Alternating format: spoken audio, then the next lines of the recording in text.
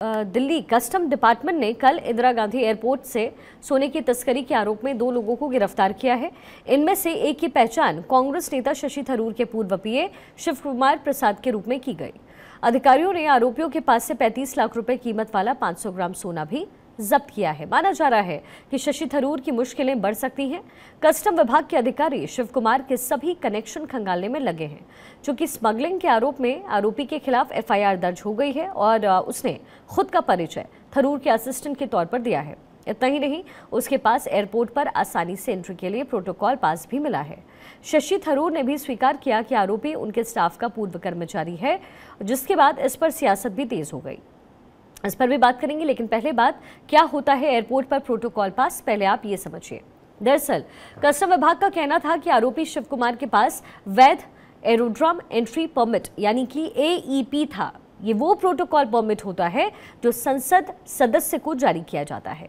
AEP के जरिए संसद सदस्य के निजी सहायकों को एयरपोर्ट पर आसानी से एंट्री मिल जाती है और वो वहां आने वाले अतिथियों के आगमन और प्रस्थान हॉल में उन्हें रिसीव करने पहुंचते हैं। एरोड्रम एंट्री परमिट को एयरपोर्ट ऑपरेटर्स और नागरिक उड्डयन सुरक्षा ब्यूरो यानी BCAS द्वारा जारी किया जाता है। अब सवाल ये उठ रहा है कि आखिर शिव कुमार के पास एईपी कैसे आया? कस्टम विभाग के सूत्रों का कहना है कि शिव कुमार से पूछताछ की जा रही है। ये भी पता किया जा रहा है कि उसके पास एईपी कैसे आया। क्या वो किसी की प्रोटोकॉल टीम का रिसीवर है? एईपी हासिल करने की परिस्थितियों की जांच भी की जा रही है और इसके साथ ही उसकी सोना तस्करी में भी संलिप्तता खंगाली जा रही है। आरोपी के खिलाफ गोल्ड स्मगलिंग की तस्करी का मामला फिलहाल दर्ज कर लिया गया है। इसी बीच कांग्रेस सांसद शशि थरूर ने इस पूरे घटनाक्रम से दूरी बना ली है और सफाई दी है।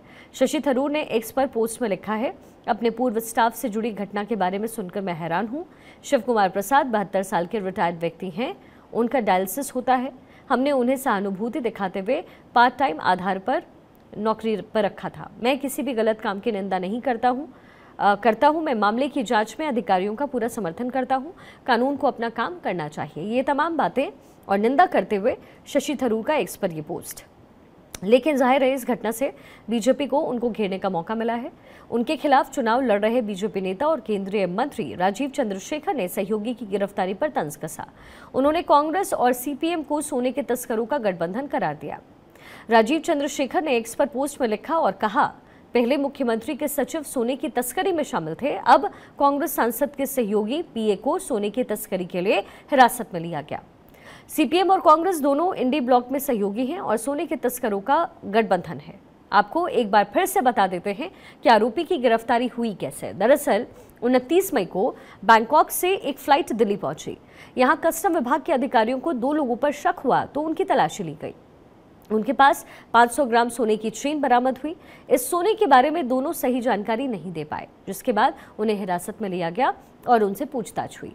और कुछ इसी तरीके का मामला 2020 में भी देखने को मिला, जब तिरुवनंतपुरम हवाई अड्डे पर एक राजनयिक के बैग से सीमा शुल्क विभाग के 30 किलो सोने जब्त किए गए और उसके बाद केरल में गोल्ड स्कैम को लेकर के खाली सियासत गरमाई। जांच NIA ने अपने हाथ में फिर ले ली। केरल के CM पिनरई विजयन के प्रधान सचिव M शिवशंकर के एक आरोपी के साथ संबंध होने के आरोप लगे, जिसके बाद उन्हें सस्पेंड किया गया और पद से हटाया गया। अब चुनाव का वक्त और गोल्ड स्मगलिंग की खबर को कौन इनकैश नहीं करना चाहेगा? चाहे इसमें थरूर को कोई जानकारी नहीं हो भले ही, लेकिन कर्मचारी तो उनका ही है और इसलिए विपक्ष तो उन्हें घेरेगा ही। तो ये एक बार परेशानी में फंसते हुए फिर से शशि थरूर इस समय नजर आ रहे हैं।